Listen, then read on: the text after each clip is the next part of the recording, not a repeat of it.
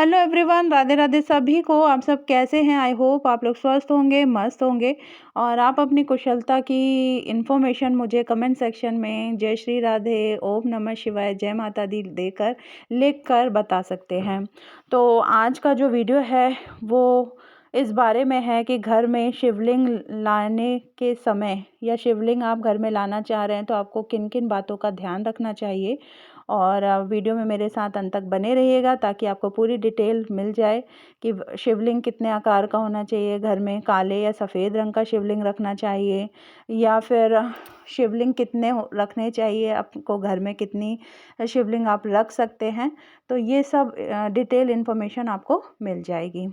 सबसे पहले तो मैं आपसे क्षमा चाहूँगी कि काफ़ी दिनों बाद मैं कोई लॉन्ग वीडियो डाल रही हूँ, क्योंकि मैं पर्सनली थोड़ी बीमार चल रही थी और कुछ पर्सनल व्यस्तता के कारण मैं वीडियो नहीं बना पाई आप लोगों के लिए। बहुत दिनों से दोस्तों ये आप लोगों के साथ मैं शेयर करना चाह रही थी कि हमारे घर में शिवलिंग नहीं था, तो मैंने सोचा कि शिवलिंग जब भी आएंगे तो पहले शिवलिंग घर में रखना के लिए क्या क्या नियम होते हैं ये मैंने पहले ही इन्फॉर्मेशन गेन कर ली थी और वही मैं अपनी इन्फॉर्मेशन आपके साथ शेयर कर रही हूँ ताकि आप भी जब घर में शिवलिंग लाएं या लाने जा रहे हों तो आप इससे इन्फॉर्मेशन ले सकते हैं।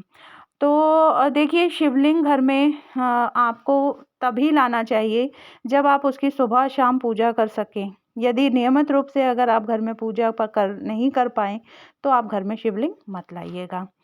और दूसरा है कि शिव पुराण में भी कहा गया है कि घर में एक से ज़्यादा शिवलिंग नहीं होने चाहिए। तो घर में आप जब भी शिवलिंग रखें तो शिवलिंग को अकेले नहीं रखना चाहिए, इसमें साथ में आप शिव पार्वती परिवार की फ़ोटो या जैसे मेरे पास मूर्ति है आपको इस तरह से रखना चाहिए। फिर आती है बात कि शिवलिंग कितने आकार का होना चाहिए, तो घर में छोटा-सा शिवलिंग ही रखना चाहिए।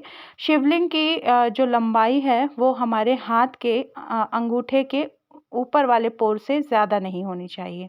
मतलब कि अगर बड़ा शिवलिंग है तो फिर आप उसे मंदिर में स्थापित करें। घर के लिए छोटा-सा ही शिवलिंग होना चाहिए क्योंकि कहा जाता है कि इससे निरंतर जो है ऊर्जा का प्रसार होता है। तो घर के लिए थोड़ी पॉजिटिवनेस के लिए हमें छोटा शिवलिंग ही रखना चाहिए। बात आती है कि आप शिवलिंग कहाँ से लाएँ, कैसे लाएँ? तो देखिए आप जो है ये शिव पुराण में भी वर्णित है कि नर्मदा के कण-कण में है शंकर, ऐसा कहा जाता है। तो घर में आप नर्मदा नदी से निकले पत्थर से बना शिवलिंग ही रखना चाहिए और ये बहुत कहा जाता है बहुत अधिक शुभकारी होता है।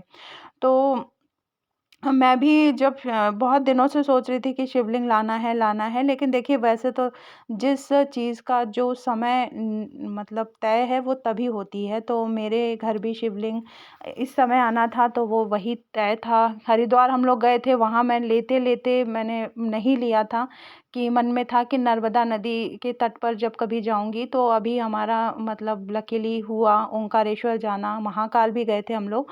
तो वहाँ से ओंकारेश्वर से फिर मैंने ये शिवलिंग लिया है।